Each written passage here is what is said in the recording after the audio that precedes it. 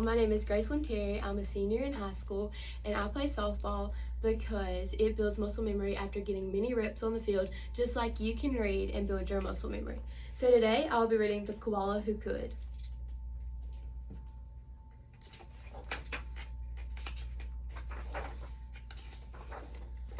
In a wonderful place where the day was just dawning and the breezes blew soft on a warm golden morning, in a place where the creatures ran wild and played free, a koala called Kevin clung to a tree.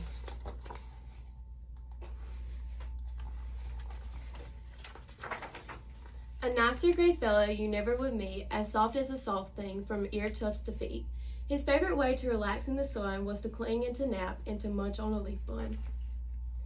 And after all this, well, he needed a nice rest. Yes, Kevin liked sticking to what he knew best.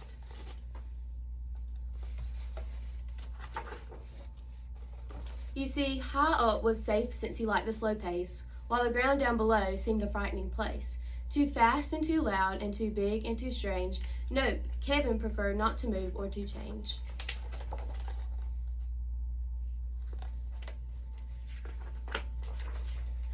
So he clung to his tree as he knew what to do and was never too keen to try something new.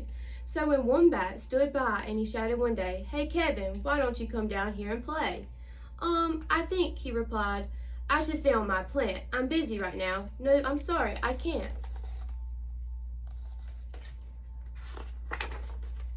"Why not?" cried the Roos with a super loud cheer. "Yes, why?" called the Dingoes. "There's nothing to fear."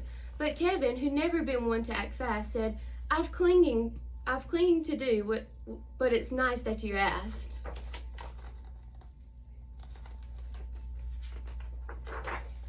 As Kevin sat watching them chatter and share, a part of him wished he could join in down there.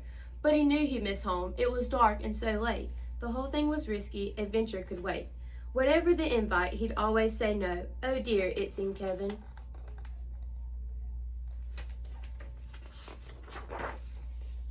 Just couldn't let go.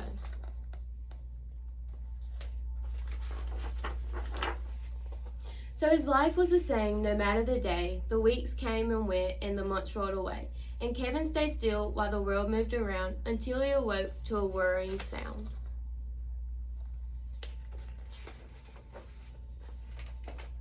Tap, tap, the sound went. Well, this was a blow. Tap, tappity tap, tap, tap, tap. Oh no. "Uncling," the crowd called, which had gathered below. "Leap and we'll catch you, just let yourself go." But Kevin was scared. "Let go? No, I shan't." "I won't," shouted Kevin. "Oh dear, I just can't." Down came the tree, and with it was bringing crash and a wallop, and Kevin still clinging. Kevin, he carefully opened one eye and looked up at the love staring down from the sky. Then one paw by one paw he loosened his hold. He felt springy and light and happy and bold.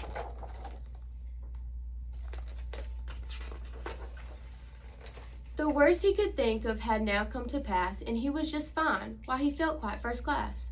So when Wombat leaned over and held his paw out, Kevin no longer felt worry or doubt.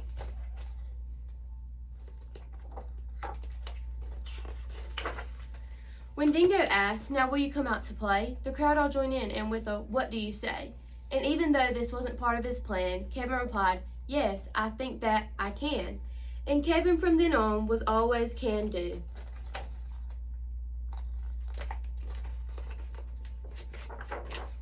Because life can be great when you try something new. And that is The Koala Who Could.